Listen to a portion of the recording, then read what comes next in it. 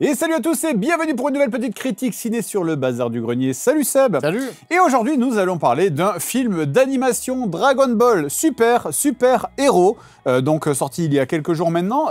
Quand ça avait été annoncé, j'avoue que moi j'étais un peu dubitatif. Ouais, surtout que c'est le premier, si je dis pas de bêtises, qui est en animation 3D, ouais. C'est ça? Ouais.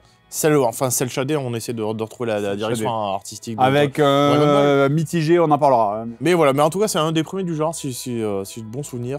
C'est ça, et qui fait suite donc à Dragon Ball Super Broly, qui est sorti il y a 2 ans environ, qui donc mettait en le personnage de Broly très apprécié des fans, qui le canonisait enfin. Avec une nouvelle backstory, enfin c'est pas exactement le même personnage que l'OAV de... Avec une nouvelle histoire, et aussi qui canonisait Gogeta, qui n'était pas officiel, qui était un personnage de l'OAV, de Janemba, Gogeta Blue. Et voilà, Gogeta Blue, notamment au passage. Et donc, ce film, c'est dans la même... c'est la suite, en fait, ça se passe c'est la suite, mais après, comparé par rapport au manga, je ne sais pas où le situer. Alors, on sait que c'est post-arc tournoi de l'univers. Après le tournoi de l'univers, voilà, on n'en dira pas plus. Mais... oui, puisque, si on peut le dire... oui, Jiren est mentionné. Ouais, Jiren est mentionné, donc on sait que c'est après le tournoi de l'univers. Et je pense que ça se passe après Moro, avant Moro, parce que simplement Moro n'est pas mentionné. Donc, à mon avis, ça se passe quelque part entre les deux. Mais on va en parler dans une partie no spoil et une partie spoil. Et on commence par la partie no spoil.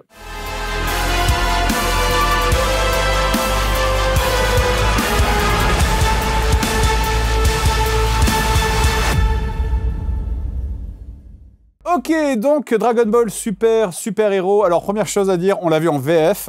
La VF était correcte. Pas que. Ça, c'est la deuxième chose. On l'a vu en 4DX. VF, très bien. On retrouve les 3/4 du cast original qui sont là. Non, franchement, très propre. Super. La VF, impeccable. Par contre, n'allez pas le voir en 4DX, c'était... l'enfer. Mais je crois qu'on avait, quand on est allé voir Raccoon City, c'était déjà bien chiant. Imagine un film Dragon Ball, ça serait le bordel, non? Oui, c'est le bordel. J'ai failli tomber de mon siège. Moi, j'avais mis mes mains dans les trucs pour les boissons. Et je me tenais comme ça sur le truc des boissons pour ne pas tomber du siège. J'ai un peu perdu de poids, mais pas assez, parce que je gigotais aussi partout. C'était la machine à laver pendant 1h30. Vraiment, c'était... La version longue, le Seigneur des Anneaux, pendant 4 heures. Non, je pense que ça allait, mais là, vraiment, dès qu'il y avait quelqu'un qui mettait une patate, t'avais le siège. Non, mais ouais, c'est parce que bon, évidemment les combats c'est normal, tu mets des vibrations, des effets et tout, mais là, même quand un téléphone vibre, c'est ouais. Moi des fois je me mettais à rire. Ouais, moi aussi je rigolais de bon cœur quand c'était trop. Quand c'était flash de lumière dans ta gueule, une claque à droite. On te tire ton slip, c'est là tu fais bon, mais ouais, c'est prenez mon portefeuille, allez-vous-en, et après voilà, je vais porter plainte. Ouais, c'est ça, c'est bon. Alors, Dragon Ball Super Héros, alors je vais essayer de résumer le scénario. Pourquoi je dis que ça se passe aussi après le film de Broly, c'est parce qu'on voit le personnage de Broly qui s'entraîne dans l'autre monde en compagnie donc de Goku, Vegeta, dans le monde de Beerus et de Whis. Ils font leur truc de leur côté, et pendant ce temps-là, eh bien, sur Terre, on a un petit flashback. Le film d'ailleurs commence par un petit flashback magnifique d'ailleurs, animé en 2D, ouais. Animé en 2D. Qui résume toute l'histoire, la backstory de Dragon Ball et de l'armée du ruban rouge. Voilà, exactement, juste pour donner que ça comme information. Effectivement, et donc effectivement, eh bien, tout ça va mettre en scène un survivant de l'armée du ruban rouge, un descendant de l'armée du ruban rouge, on peut le dire, un descendant du docteur Gero, qui a eu un enfant, du coup. Petit détail d'ailleurs qu'on dira, mais dans la partie spoil, avec qui il a eu cet enfant d'ailleurs, parce que c'est original. Ce petit-fils est aussi, lui, calé dans la conception de Cyborg, et va se faire en quelque sorte endoctriner par les descendants de l'armée du ruban rouge, qui essayent de relancer cette armée du ruban rouge pour essayer de défaire les héros et le clan des héros, qu'on va appeler clan des héros au sens large, donc avec... Guerrier Z, comme on peut appeler. Les guerriers Z, voilà, effectivement. Je pense que ça, on dira pas plus que ça. Non, pas plus, ouais. Voilà, alors qu'est-ce que tu en as pensé? Moi je suis très agréablement surpris, j'ai trouvé ça très très cool. Il y a un feeling Dragon Ball parsemé dans tout le film. Pour une fois, je trouve que le label Toriyama a du sens, parce qu'à chaque fois, ils sont là en mode, c'est le macaron un peu la Nintendo, certifié Nintendo. Tu dis, mais non, c'est pas Toriyama, il en a rien à foutre, il doit écrire 2 notes sur un post-it au restaurant et donner, beaucoup se transforment, quelle couleur on n'a pas fait? Bleu, voilà, hop. Et là, non, là, tu sens que dans les personnages, dans le look de certains persos, dans ce que ça raconte, dans l'humour, c'est Toriyama, c'est vraiment beaucoup Toriyama. Et dans le bordel que ça va générer au niveau de la continuité, c'est très Toriyama aussi, parce qu'apparemment, sur Super, il est pas trop présent. Enfin, il donne des petites idées à Toyotaro, mais voilà, pour la continuité, lui, il arrive, attends, j'ai une super idée pour un film. Il fait son truc pour un film, il met des nouvelles idées qui vont contredire ce qui va arriver par la suite, mais il s'en fout parce qu'il fait que ça. Oui. Donc, mais ça le fait marrer. Donc voilà, je trouve que voilà, on sent bien la présence de Toriyama dans le bon sens du terme. Voilà. Oui, et en fait, on sent même une vibe, et c'est peut-être aussi ça que tu appelles la présence de Toriyama, c'est qu'il y a une vibe dans toute la première partie du film, il y a une vibe Dragon Ball. Pas Dragon Ball Z, Dragon Ball. Redescend sur Terre au sens propre et au sens figuré, quoi. C'est ça, c'est qu'on diminue un peu, on se calme. L'intensité des enjeux, effectivement. C'est ça, on diminue l'intensité des enjeux, il n'y a plus de machin, de ça pète, destruction de l'univers avec des méga dieux de l'univers 8, machin. Non, on descend. Il y a de la bagarre, il y a du climax, Dragon Ballien, comme on pourrait dire. Il y a de la bagarre, il y a du climax. Mais c'est amené, quoi, c'est pas direct dès le début, donc c'est assez plaisant. Et surtout aussi, on se débarrasse, et en fait, je sais pas si on peut en dire en partie spoil, on se débarrasse d'une partie des personnages, on va dire pas plus que ça. Il y a une astuce scénaristique qui permet de se focaliser sur d'autres persos qu'on n'a pas l'habitude d'avoir au premier plan, et qui est plaisant, qui est rafraîchissant, et tu dis, ah, enfin. Après, c'est normal. On sort de Dragon Ball Super Broly, où c'était un film sur 1h30, t'as 45 minutes de bagarre. Oui. Moi, c'était le problème. C'est bien d'alterner, si vous nous refaites ça, ça n'a plus. C'était le problème pour moi de DB Broly, c'était vraiment la moitié c'est du blabla, l'autre moitié c'est de la bagarre, et c'est vraiment partie 1, blabla, partie 2, bagarre. Et bien fait, pas de souci, mais si vous refaites ça. Il n'y a pas de scénario. Moi, c'est ça le problème de Broly, c'est qu'il n'y avait pas de scénario. Et puis, ils refont un peu les origines story de Badak, de Broly. Et moi, je suis attaché au version 90. Voilà, je vais pas faire le vieux con, mais voilà. Mais là, par contre, ce que ça raconte, les péripéties des nouveaux personnages sont intéressantes. Et ce que j'ai beaucoup aimé, ça m'a intéressé. Ce que j'ai beaucoup aimé, c'est que tu sens que ça a été fait par quelqu'un qui se rappelle et qui a lu les mangas. Et ça, c'est bien, parce que combien de fois tu vas voir un film DBZ, tu fais, mais non, mais putain, c'est pas possible, parce que dans le tome machin. Là, non. Là, tu sens. Alors, il y a quelques mini-trahisons, mais tu sens que c'est quelqu'un qui a lu les mangas, qui se rappelle que, ah oui, ce personnage-là, il peut faire ça. Ce personnage, ah oui, celui-là, il sait faire ça. Ah oui, la transformation de celui-là, c'est ça parce qu'il y a ça. Et même pour les nouveaux spectateurs, on te montre, t'as un petit extrait pour te montrer, regardez, j'étais capable de faire ça à l'époque, voici la preuve. Je trouve que le film se tient. Et parce qu'après, c'est vrai que c'est compliqué pour Dragon Ball à ce stade-là, avec toutes les évolutions, les power-ups, les transformations, les fusions, comment tu peux garder une espèce de cohérence avec tout ça. Et le film se tient, à peu près. D'où aussi l'intérêt de se débarrasser de certains personnages devenus encombrants. Enfin, on va le dire, hein, c'est bon, le film, il n'est pas centré sur Goku et Vegeta. Il y a très peu de plans dans la bande-annonce et c'est le peu de plans qui restent dans le film. Le film, c'est Goku et Vegeta. C'est la promesse, ils sont dans le film. Mais l'affiche, c'est ça. On voit Piccolo et Gohan, donc on voit que l'accent est mis sur eux et pas trop sur Goku et Vegeta. Le film, il n'est pas centré sur Goku et Vegeta. Il y a une astuce scénaristique pour les tenir de côté pendant quasiment tout le film. Alors, il y a une scène avec eux, on en parlera en partie spoil, mais c'est pas centré. Et c'est vrai que c'est pas centré sur. Quand t'as Gogeta Blue et Broly, qu'est-ce que tu veux faire avec? C'est ça le problème. T'as 2 rouleaux compresseurs qui te roulent sur l'intrigue. C'est ça le problème, c'est que Broly est devenu gentil maintenant. Du coup, alors il y a ce truc de oui, mais des fois il se contrôle mal, machin, etc. Oui, certes, mais il est quand même devenu du côté des guerriers Z, donc il fait partie du camp des gentils maintenant. Et de l'autre côté, t'as canonisé le fait que Sangoku et Vegeta peuvent fusionner sans Potala. Donc ça veut dire que tu te retrouves avec un Gogeta bleu qui est dont la puissance c'est débile. Il arrive à vaincre Broly, donc voilà déjà, c'est l'échelle de puissance. À partir du moment où ces personnages existent, les autres ils ne servent que à rien à part juste s'asseoir devant un combat et à faire on va attendre que Goku et Vegeta aient fini le boulot parce que de toute façon nous notre puissance est tellement démesurément inférieure qu'on ne sert à rien quoi, du coup. C'est ça, et puis pour les adversaires en face, pour les antagonistes, il faut rajouter à chaque fois un méchant un peu plus fort pour... Ça en finit pas, au bout d'un moment, c'est absurde. Donc effectivement, le fait de downgrade tout ça et de faire redescendre de quelques degrés l'intrigue, c'est très bien. Il y a à boire et à manger, il y a des plans qui sont très jolis et tu sens que la mise en scène, la caméra se permet des choses que tu ne pourrais pas avoir en 2D. Vrai. Du coup, il y a des enchaînements assez fous. Même si des fois, c'est vraiment juste... Vous avez vu, on peut faire ça avec de la 3D maintenant. Wouh, et il y a des plans, des zooms, des zooms, des trucs. Ça ne sert à rien. J'avais dans Broly, alors que c'était en 2D, mais la caméra faisait des choses folles aussi. Clairement, le même film... En 2D, aurait coûté, je pense, 100 fois plus cher. Ouais, bien sûr. C'est là, le fait qu'effectivement ce soit en 3D, mais du coup, moi, des fois, je trouve que vraiment, ça ressemble à un jeu PlayStation 3. Quoi. Ouais, on était dans une cinématique de jeu assez... Jeu PS3, vraiment, et je dis pas PS4, hein, je dis vraiment PS3. Il y a des fois, les textures, tu fais ouf, ou c'est moche.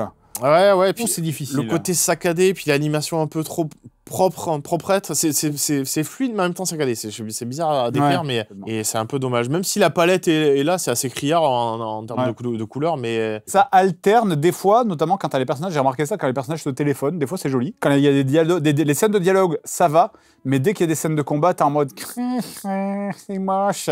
Enfin voilà, moi j'ai vraiment trouvé ça... En tout cas, c'est clairement, hein, disons-le, beaucoup plus laid que Broly. Alors Broly, ça avait un style bien à lui, très arrondi, très One Piece un peu dans la façon, dans les combats. Le character design était un peu différent. Ouais. La personne qui était dessus était différente. Mais je crois qu'elle avait bossé sur One Piece, en plus. Ouais, mais je pourrais pas dire le nom, mais effectivement. Ce style très chewing-gum, très fluide en fait dans les combats, moi ça me fait beaucoup penser à One Piece. Alors que DBZ normalement c'est beaucoup plus rigide en fait, dans les combats. Bah c'est pas très beau, hein, honnêtement, clairement on veut dire. Point fort scénario, point faible l'animation de très très loin. Après, ça va, tu vois, parce que y a eu Dragon Ball Super, la série animée, tu vois. Donc là, il y a eu jurisprudence. C'est pour ça que non, ça va, c'est correct, mais c'est vrai qu'à choisir, je prendrais plus la 2D. Ah, évidemment, c'est sûr. Oui. Partie spoil ? Partie spoil. Partie spoil.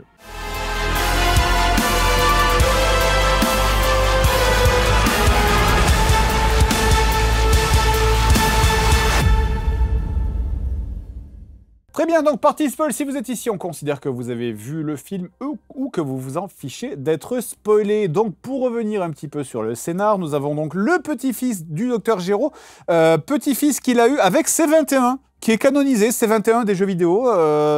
Exactement, de Dragon Ball Fighters. De Dragon Ball Fighters, effectivement, qui est cette espèce d'androïde avec les cheveux roux et avec du bleu et du rouge sur sa tenue. C'est un peu Harley Quinn. C'est une espèce évidemment, c'est la grande mode, une espèce d'Harley Quinn androïde. C'est la femme du Docteur Gero, avec qui il a eu des enfants, et ce sont ces enfants qui ont eu le Docteur Ebo, du coup. Edo, non? C'est pas Edo? Ou Ebo, ou Edo, je sais plus. Moi, c'est qui, du coup, est également un génie de création des androïdes, qui est une espèce de petit gros, comme Toriyama adore dessiner. C'est un loup, ouais, voilà. Puis il a un costume de super-héros, tout ça. Bien sûr, effectivement. Et de l'autre côté, nous avons le descendant donc, de l'armée du Ruban Rouge, donc le fils du... comment il s'appelle Magenta, de Red. Le fils de Red, ouais, c'est ça, effectivement. Magenta. Donc, qui est pareil, un mec tout petit. Bien sûr, et la façon dont il est présenté, c'est cool parce qu'il est sur une espèce de petite cagette avec le logo Red Ribbon. Red Ribbon, ouais. Et c'est quand on le montre quand il est plutôt jeune, il a un look un peu de Furio avec la banane et tout. Et je trouvais ça très très cool. Enfin, il y a plein de détails comme ça. Il y a des petites vibes Dr. Slump par moment, en fait. Oui, complètement. Ouais. Parce qu'il y avait ce personnage de Superman là dans Dr. Slump. Du coup, le côté super-héros, c'est à fond Toriyama, quoi. Complètement. Et du coup, eh bien, il se fait, le mec de l'armée du Ruban Rouge essaye d'embobiner le docteur. Et donc, il n'y a pas un fond méchant, en fait, mais il essaye de l'embobiner en lui disant, oui, alors attention, regardez, les gens qui ont tué Cell, en vrai, c'est pas Hercule, en vrai, c'est une bande d'extraterrestres, ils veulent prendre le contrôle de la planète. Ce délire un peu complotiste, c'est assez rigolo, je trouve. Voilà, il y a un délire un peu complotiste où ils disent, en fait, oui, c'est Bulma, elle a la tête d'une organisation, elle dirige toutes ces troupes, là, pour essayer de prendre le contrôle de la planète, machin, etc. Donc, et du coup, lui, il se laisse embobiner. Et croyant faire la justice, eh bien, il tombe dans le camp de l'armée du Ruban Rouge, qui du coup recrée des androïdes pour essayer eh bien, de se débarrasser donc des gens présents, des gens gênants, à savoir Piccolo, Gohan. Des vilains, parce qu'il est dans cette vibe super-héros. Il est dans cette vibe super-héros, donc lui, il s'imagine que les gens en face, ce sont des vilains. Donc il essaye de se débarrasser d'eux, donc il va envoyer donc un premier androïde attaquer Piccolo et un second attaquer Gohan. Il veut les récupérer pour récupérer leur pouvoir, non? C'est ça Alors, c'est pas forcément dit qu'il veut récupérer leur pouvoir, il veut s'en débarrasser parce que ça les gêne dans leur plan ça gêne l'armée du Ruban Rouge.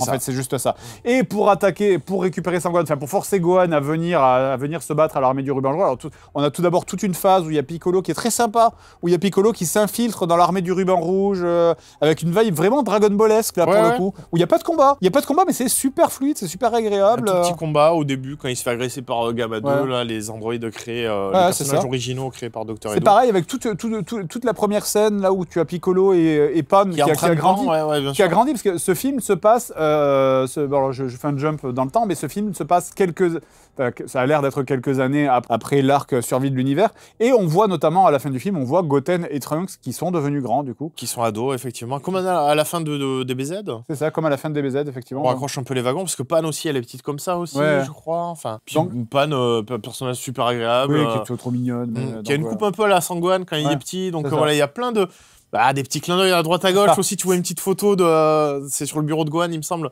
où tu vois Goku quand il est plutôt jeune, avec Gohan, avec sa tenue jaune et son chapeau avec la boule. Il a sur son épaule, tu fais ah. Bah oui, les feels. Il y a plein de petits détails fan service agréables. C'est comme par exemple sur le bureau du mec de l'armée du ruban rouge, il y a Red, justement, il y a le papa. Enfin voilà, bien sûr. Il y a plein de petits détails comme ça, effectivement. Et ce que je disais au niveau du enfin c'est pas du fan service, mais au niveau de la logique qui est respectée, c'est il y a plein de trucs qui sont respectés, du genre par exemple, à un moment donné, il y a Goten et Trunks qui essayent de...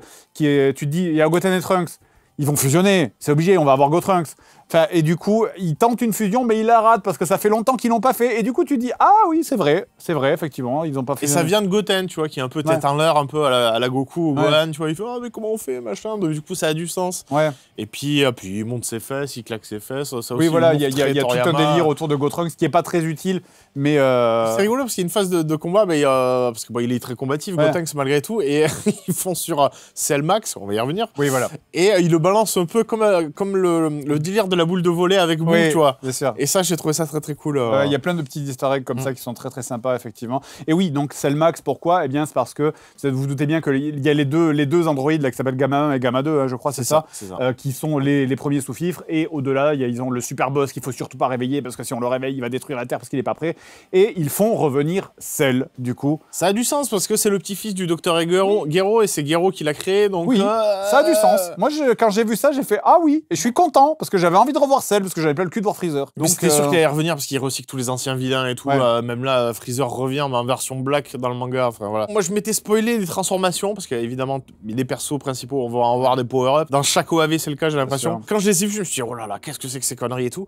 Et en fait, mis à part une, on en parlera un peu plus tard, mais je trouve que c'est plutôt mérité. Le Cell Max, il est plutôt bien parce que c'est un Cell gigantesque. C'est une espèce de Cell. Alors, il est en version 2. Même si moi, c'est vrai que pendant tout le combat de fin, où à la fin, tu as donc tous les héros qui se battent contre Cell Max, qui en fait ressemble à Imperfect Cell, hein, c'est-à-dire la deuxième version de Cell. C'est ça. Tu te dis, à un moment donné, il va absorber. C'est peut-être un truc que j'ai regretté, c'est pendant toute cette partie, je me suis dit, ah putain, il va absorber un cyborg et il va redevenir Imperfect Cell, et c'est ça qui va justifier que derrière, il y a la méga grosse transformation. Et du coup, en fait, c'est refaire des BZ, quoi. C'est un peu dommage. Mais il reste dans cette forme un peu. Pétage de câble, en fait. J'allais dire déshumanisé. Frénésie, en fait. Il est dans une espèce de forme frénétique. C'est ça, ouais. Où il contrôle pas ce qu'il fait. Oui, il est pas. Enfin, il formule pas de phrase, il fait que hurler. En fait, c'est une créature, c'est un kaiju, en fait. C'est un énorme kaiju. Parce qu'il est en taille gigantesque aussi. C'est ça le petit détail. Et du coup, dans le film, ça m'a pas choqué parce qu'il sort pas nulle part. Et le power-up aussi de Piccolo qui devient Piccolo orange. Oui, orange Piccolo. Le terme, c'est ça. Piccolo avec le menton carré, là. Ouais, et c'est bon, il s'en moque vite fait dans le film de son nom. Il est mérité aussi, même si, voilà. Même c'est un peu tiré par les cheveux, parce qu'au début, en gros, il dit oui, il va voir Dindé en mode genre, tu pourrais augmenter ma puissance comme le grand chef sur Namek l'avait fait avec Gohan et Krillin. Et il a fait, oh mais non, ça je peux pas avoir ça qu'au bout d'un certain âge. Par contre, je peux upgrader les Dragon Ball et regarde, je peux upgrader le firmware, voilà. Jour de Shenron, je passe le DOS un peu de vodka dessus, hop, blablabla. C'est bon. Ok, ça bon, marche. c'est un peu con, mais allez, pourquoi pas, tu vois, c'est pas dérangeant. Par contre, la transformation, évidemment, la grosse transformation du film, c'est Gohan, parce qu'en fait, le film, il est un peu centré sur, ah oui, mais Gohan, il oublie de s'entraîner parce qu'il a plus envie de se battre, il s'en fout, machin, etc. Donc c'est pour ça qu'il avec son travail. C'est pour ça qu'en fait, limite, il laisse Pan se faire capturer alors qu'il pourrait l'empêcher, parce qu'il veut que Gohan se bouge le cul un peu et il veut réveiller. Il y a tout ce côté un peu mentor aussi, et puis il perd un peu de substitution, bah ça a toujours été dans des BZ. Et c'est presque même toute la thématique du film. Attention, on va partir loin, mais j'ai l'impression qu'il y a tout un truc sur la paternité dans ce film-là. Non, mais au-delà, non, mais tu rigoles. Il y a toute cette passation entre le père de Red, le père de Magenta, enfin Red, le père de Gero. Enfin, il y a toute cette transmission, le côté transmission dans une lignée. Et Sangoku, lui, s'en fout. Non, lui, il aime la bagarre, lui. Non, mais ça, c'est respecté parce que Goku, c'est un père indigne. Il s'en bat les couilles. À la fin des BZ, il préfère partir avec un malgache s'entraîner dans la forêt que de rester avec sa famille. Effectivement, on l'a pas dit, mais en fait, il y a un passage, mais vraiment qui est là pour les fans. Tu sens qu'il y a un passage avec Goku et Vegeta où ils sont en mode, ils s'entraînent, et tu as un passage de 15 minutes qui ne sert à rien, qui pourrait être enlevé du film purement et simplement. Ça ne sert à rien dans le scénar. C'est juste, eh ben voilà, vous voulez Sangoku et Vegeta qui se bagarrent, allez, voilà, ils se bagarrent, faites pas chier les fans. C'est vraiment juste pour que tu peux pas faire un truc Dragon Ball si tu mets pas Goku et Vegeta, quoi. Ben oui, mais tu sens que là, c'est vraiment juste, par pitié, foutez-nous la paix, vous avez vos deux persos à la con, là. C'était indispensable de ouf. C'était vraiment, et ça servait à rien. En fait, dans le scénar, ça ne servait à rien. Et moi, c'est pour ça que j'ai aimé ce film aussi, effectivement. effectivement, parce que c'est vrai que moi, j'ai pas dit ce que j'en ai pensé. Mais c'est que j'ai aimé ce film aussi parce que, justement, ça n'est pas centré sur Goku et Vegeta. Moi, je les aime bien, hein, mais j'en ai plein le cul, quoi. J'en ai plein le cul de les voir tout le temps. C'est pas arrivé souvent, je réfléchis à d'autres OAV, mis à part ceux qui sont centrés sur Badak ou Trunks, mais ouais, ça arrive pas souvent. Hein. Et, ça, moi, le fait que Piccolo soit mis en avant aussi, ça arrive pas souvent. Oui, en fait, c'est agréable parce que justement, on redescend, la puissance redescend un petit peu. On n'a pas Gogeta ou Broly, machin, qui menace de péter la planète. Non, c'est l'armée du ruban rouge. Il y a des cyborgs qui sont un peu forts. Au début, les cyborgs, ils sont plus forts que Piccolo, ce qui est pas beaucoup, hein, parce que Piccolo, il est pas très fort non plus. Gohan, il s'est pas entraîné depuis longtemps, donc il est pas très fort non plus. C'est logique. Puis voilà, c'est à la fin. Et à la fin, le truc qui est cool, c'est au lieu d'avoir un personnage qui est plus fort que tout le monde, bon, c'est quand même le cas, c'est Gohan, mais il y a quand même le collectif et tout le monde participe un peu à sa manière. Il y a Krillin qui balance son petit Kenzan. Il y a C18 qui est là. Voilà, chacun participe et met du sien. Donc non, j'ai trouvé ça cool. Moi aussi, j'ai bien aimé. J'ai rien à dire, j'ai bien aimé. Mais voilà, la problématique, c'est Bisto Gohan, comme on dit au Japon, Gohan Beast, qui est inspiré de près ou de loin de Gohan Blanco. C'est vraiment les mêmes espagnols de Gohan Blanco qu'on peut voir traîner sur le net. Sauf que là, c'est une version exagérée avec des cheveux, mais tellement super longs en fait. Et tu te dis, mais pourquoi une énorme mèche, on dirait une caricature. C'est vrai que tu te dis, mais pourquoi est-ce qu'ils ont fait ça? Parce que finalement, si l'idée c'était de dire, parce qu'en fait, à un moment, au début, il arrive, il galère, il se transforme en Super Saiyan, il se fait défoncer. Après, au bout d'un moment, il voit pas, il y a Piccolo qui fait genre, regarde, je suis en train de tabasser ta fille. Là, il se réveille. Il repasse en Mystique Gohan. Ça, c'est cool. Donc, et tu dis, ah, c'est cool. Déjà, ils se souviennent de ça. Et c'est bien parce que dans l'animé, il avait oublié. Et puis après, derrière. C'était bien amené, quoi. Mais Mystique Gohan, ouais. Mystique Gohan était bien amené. Mais pendant tout le film, enfin, on sentait qu'on allait vers la résolution. Et tu dis, mais à quel moment ça va arriver un peu tard, quoi, dans le film. Et effectivement, je trouve que ça arrive. Ah oui, ça arrive dans les 5 minutes. En 5 minutes, ça arrive. Il se transforme, 5 minutes, c'est fini. Et du coup, à la fin, il se transforme en Gohan Blanco ou Beast Gohan, qui est donc la transformation qui résout tout, parce qu'évidemment, on est quand même dans Dragon Ball Z, donc il faut tout résoudre par une transformation. Qui n'est pas expliqué, c'est juste, au fond de toi, tu es plus fort, donc fais ressortir ton potentiel. Et c'est là où on amène un des problèmes du film, c'est que le film ne prend pas le temps. Sur ces moments qui devraient être un peu dramatiques. Encore une fois, quand Gohan se transforme en SSJ2... prend le même effet, c'est-à-dire cette espèce de trait avec rouge. Le trait rouge, machin, pareil. Mais c'est pas amené pareil, il n'y a pas ce build-up avec la musique qui monte, tout ça. Il n'y a pas le côté de C16 qui, ne t'inquiète pas, protège la nature, machin, etc. Il n'y a pas ce côté, on prend le temps de faire monter le drame, de faire monter les larmes, de faire monter les sentiments. Non, c'est vraiment genre, regarde ta fille, je tapote les fesses, là. Et ouais, c'est vraiment juste ça. Mais c'est même pas Pan qui bouffe, c'est Piccolo à la fin. Et pas trop, tu sais. Il serait aux portes de la mort, tu dis, ok, là, c'est le moment de sortir le truc, mais là, non, ok, bon, il se fait un peu tabasser, mais il est pas ça mourant. Va encore, tu vois. Ça va, exactement, ça justifie pas cette rage qu'on pouvait avoir. Et tout est, en fait, c'est rushé. Dans le manga, dans l'animé, enfin, c'est la tête de C16 qui éclate, il y a du sang qui gicle. Bien sûr. C'est waouh. Là, comme on disait, en sortant de la salle, c'est pas mérité, quoi. Et du coup, Gohan devient surpuissant en une seconde, il y a cette transformation, tu fais waouh. Donc, c'est vite, faut plier le film, c'est l'heure d'en finir. Bah, c'est ça, en fait, moi, à leur place, je pense que j'aurais vraiment supprimé la baston entre Goku et Vegeta, et juste en mettant une scène de 20 secondes où tu dis, bah, ils ont pas vu l'appel, parce qu'ils essayent d'appeler, en fait, quand il y a le problème, tout de suite, ils font, on appelle papa, on essaye d'appeler sans Goku et Vegeta, sauf qu'il y a un pot de glace qui est sur le bâton de Whis, et c'est pour ça qu'en fait, ils ne l'entendent pas. Bon, c'est une explication à la con, mais pourquoi pas. D'ailleurs, on n'a pas noté, mais il y a le personnage Rule 34, là, qui est présent, hein, du coup... C'est Chirac, non, Chiraï, là. Je pense à Chirac à chaque fois. C'est la meuf de Broly, qui est vraiment juste là, en mode plan boule, regardez, elle a un beau cul, elle a pas de culotte, c'est vraiment juste ça. D'ailleurs, Beerus... D'ailleurs, Beerus lui dit, toi t'es bonne, tu peux rester. Voilà, il est vraiment amouragé de la meuf. Il dit, toi t'as un beau cul, tu peux rester. Meilleur perso, il pense qu'à la bouffe, au cul, et c'est le plus fort. Voilà. Let's go.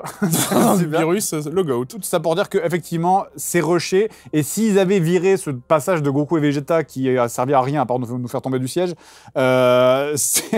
finalement, on aurait eu plus de temps pour mettre un peu plus de sentiments et d'émotions sur les transformations, pour mieux les justifier, mieux les emmener. Ils auraient dû pousser le curseur du drama, parce qu'on voit bien la connexion entre Pan et Piccolo, qui est en mode tonton, tu vois, c'est le tonton, c'est un peu le parrain même de la gamine.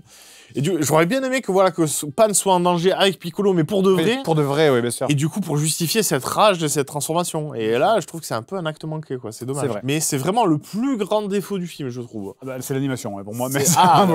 D'accord. Ouais, moi, l'animation, vraiment, il y a des fois, c'est vraiment laid. C'est vraiment très très Ah laid. ouais, moi, d'accord, moi je suis plus indulgent à ce niveau-là. Ouais, moi j'ai vraiment des fois j'étais en mode ah les gars vous exagérez, on est en 2022 quoi, tu vois, c'est D'accord. Non, ouais, Beast Gohan, c'est vraiment dommage, c'est vraiment pour faire de la figurine. Surtout que c'est ça, oui, j'ai l'impression que c'est pour faire de la figurine, parce qu'au final, il aurait pu devenir Gohan SSJ bleu, oui, God, voilà, Gohan God. C'est ça, une transformation qu'on a déjà vue, c'est pas grave. Pas grave. Mais on l'a jamais vu avec Gohan. Donc, voilà, c'est ça aurait marché. C'est comme Gogeta Blue, on a déjà vu Vegeto Blue dans la série, donc mais c'est cool de le voir, quoi. Ouais.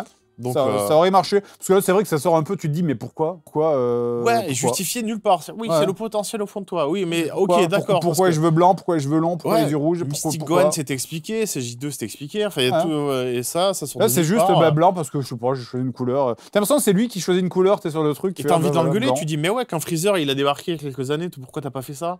Enfin, voilà. Parce qu'il était pas en danger. C'est parce qu'il y croyait pas vraiment à la force à l'intérieur de lui. Non, ça c'est bullshit. Ça c'est vraiment bullshit pour le coup. Bon, bref, bilan. Très bon film, je suis content de l'avoir vu. 4DX dispensable, je commence à voir les limites de ce format.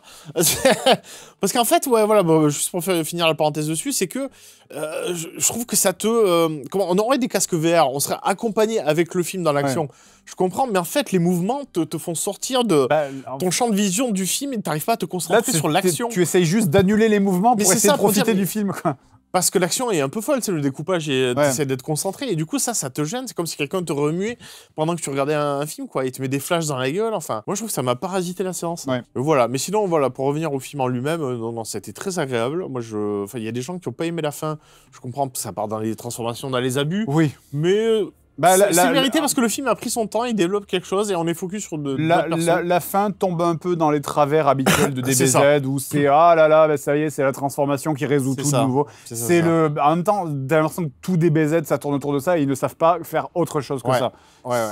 Donc. Je pense qu'ils ont peur du fandom, enfin je sais pas. Un film DBZ qui finirait pas comme ça serait très étrange. Mais moi, dans ce film, j'ai beaucoup aimé le film parce qu'il y a un scénario. Putain, oui, pour une fois, il y a des gens qui disent ouais, on s'en fout, tu vas pas voir un film DBZ pour le scénario. Non, c'est faux.